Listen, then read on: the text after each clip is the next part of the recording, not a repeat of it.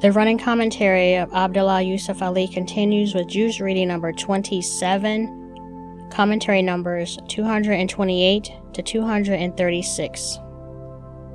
We start with Surah 52, Al-Tur, the Mount, Introduction. All signs of Allah, including previous revelations, point to the inevitable consequences of ill deeds and good deeds. How can people deny or ignore the message of revelation?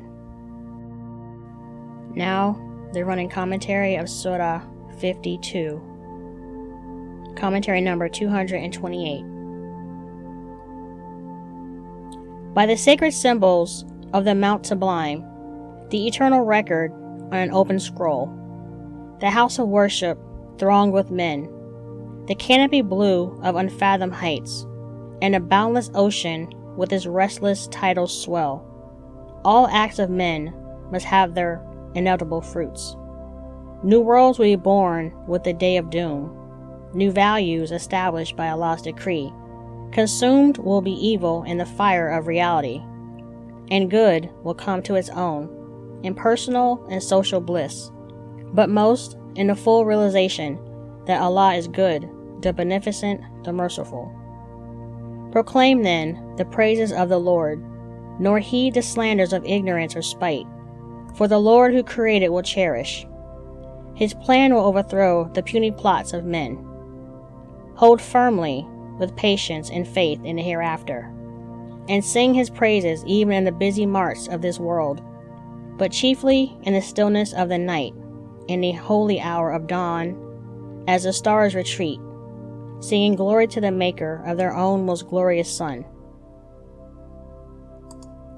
Surah 53, Al-Najm, the Star, Introduction.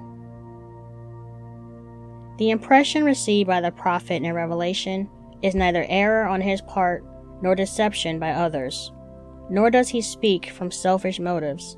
It comes clearly from Allah, who is not what the vain imagination of men conceive. He is all in all, first and last, Lord of all, ample in forgiveness. Those who turn away are petty and ignorant, not knowing that Allah is the source and goal of all things, in men, in nature, and in the events of history, therefore serve you Him. The running commentary of Surah 53, commentary number 229.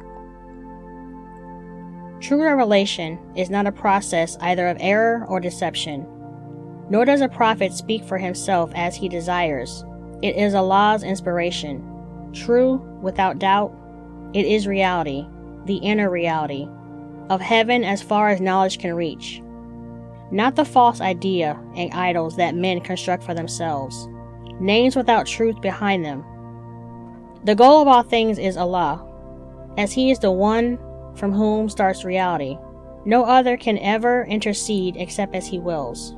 He made us, and knows all that we are. It is not for us to justify ourselves, but to offer ourselves as we are. When once in Allah's way, turn not away, nor check your generous impulses to give your all to Allah. The spiritual world unseen is above all worldly bargains. Each soul must bear its own responsibility. It must strive its utmost and attain its end. The final goal of all is Allah. In His hands are laughter and tears, life and death, the mystery of birth and creation, and the hereafter. He controls our bliss and inner satisfaction. He is Lord of the highest and noblest in nature. His hand traces the course of history. Learn, O learn from His revelation, and adore your Lord of your innermost soul. Surah 54, Al-Qamar, the Moon. Introduction. The hour of judgment is near, but men forget or reject the message, as did the people of Noah, of Ad, of Thamud, of Lut, and of Pharaoh. Is there any that will receive admonition? Now, the running commentary of Surah 54, commentary number 231. With every breath of our life comes nearer and nearer the hour of judgment. The proud will be brought low. The lovers of ease will find themselves in hardship. Come, is there any that will truly receive admonition? So said Noah, but his people rejected the warning and perished.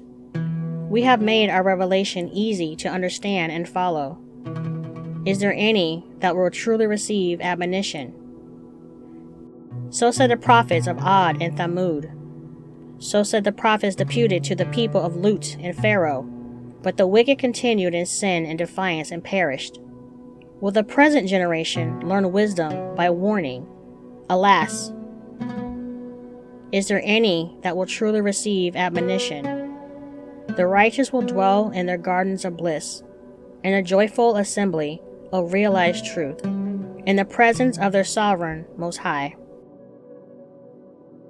Surah 55, Al-Rahman, the Most Gracious. Introduction. Allah Most Gracious has sent revelation, one of His greatest favors to man. His creation is in pairs, well balanced. All created things receive His favors, but they will all pass away, and only Allah will endure through the ages. Ultimately, all evil shall return to its destination, as well as all good. But ever blessed is the name of Allah, Lord of glory, honor, and bounty. The running commentary of Surah 55, Al-Rahman, commentary number 232. Allah's creatures, which favors of Allah will you deny? Most gracious is Allah, who reveals Himself in the Quran, in man's intelligence, and in the nature around him. Balance and justice, goodness and care are the laws of His worlds. Created from clay, man can yet comprehend the Lord of the East and the West, Him who sustains all His creatures, Him who bestows the jewels of life and faith, Him who abides when all else perishes, Him whose eternity is the hope of man's future, the Lord everlasting of justice and glory and bounty and honor. Which then of the favors of your Lord will you deny? Let not evil think it will escape justice. Its telltale mark is on those who follow it, and it must meet its reward in a final adjustment. But the good, the righteous, must reach their fulfillment in the garden of bliss, where every delight will be theirs in beauty and dignity. How can such delights be pictured in words? In symbols subjective, let each take his choice. For good, can there ever be any reward other than good? Beautiful sights and sounds, delicious fruits to nourish the soul, and companionship, where grace is mingled with love, may figure forth our bliss. Blessed be Allah, full of majesty and bounty. Allah's creatures, which favors of Allah will you deny? Surah 56, Al-Waqi'ah, the Inevitable. Introduction. When the day of judgment comes, the world as we know it will be shaken to its foundations, and men will be sorted out into three sorts: those nearest to Allah in exalted bliss, the companions of the right hand in bliss, and the companions of the left hand in misery.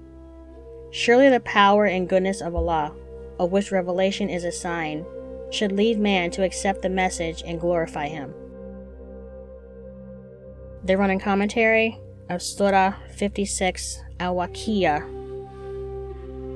commentary number 234. The event inevitable is a day of judgment. The world as we know it will be shaken to its depths, and its place will be taken by a world made new, where good will be sorted out from evil. In dignity and bliss will the good find fulfillment. both those nearest to the throne of Allah and those who earn by faith and good life the title companions of the right hand.